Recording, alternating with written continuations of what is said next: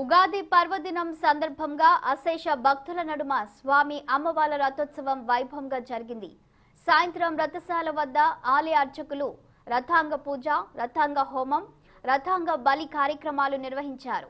ఉభయ దేవాలయ ప్రాంగణంలో విశేష అర్చనలు, హారతులు అందుకున్న స్వామి అమ్మవార్లను పల్లకిలో రాజగోపురం మీదుగా రథశాల వద్దకు మేళతాళాలు, భజంత్రీల నడుమ తోడ్కొని వచ్చారు.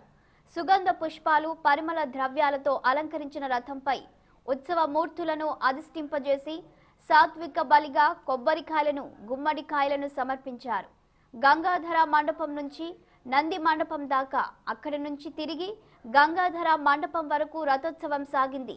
రథంపై ఆదిదేవుడు ఆసీనులై సాగుతుండగా భక్తులు శివనామ స్మరణ చేస్తూ ఆదిదేవుల వైభవాన్ని వీక్షిస్తూ పరవశించారు. రథం ముందు కోలాటం, చెక్క భజన, కేరళ కథాకేలి, తప్పెట చిందు, కర్ణాటక జాంజ్, వీరగాసి కొమ్ము వాయిద్యం, నందికోలు సేవ, బీరప్పడోలు, పగటి వేషధారణ ప్రదర్శనలు భక్తులను ఎంతగానో ఆకట్టుకున్నాయి. రథోత్సవంలో అధికారులు, శ్రీశైల జగద్గురు పీఠాధిపతి, ఆలయ అధికారులు, సిబ్బంది, భక్తులు పాల్గొన్నారు. అమ్మవారి అలంకారాల్లో భాగంగా రమావాణి సేవిత రాజరాజేశ్వరి అలంకారంలో అమ్మవారు దర్శనమిచ్చారు.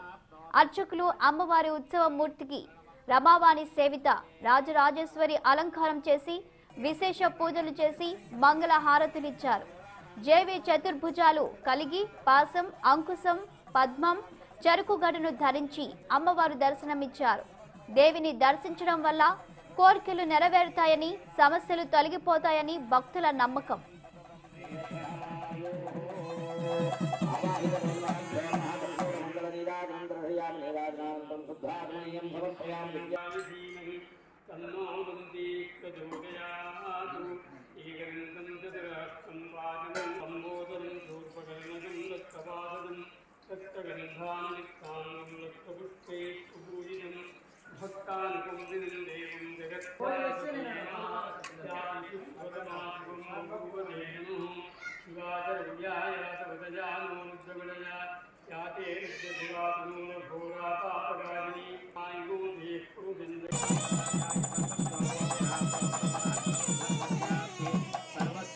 सर्वमेवतेनाप्नोति सर्वं जयति।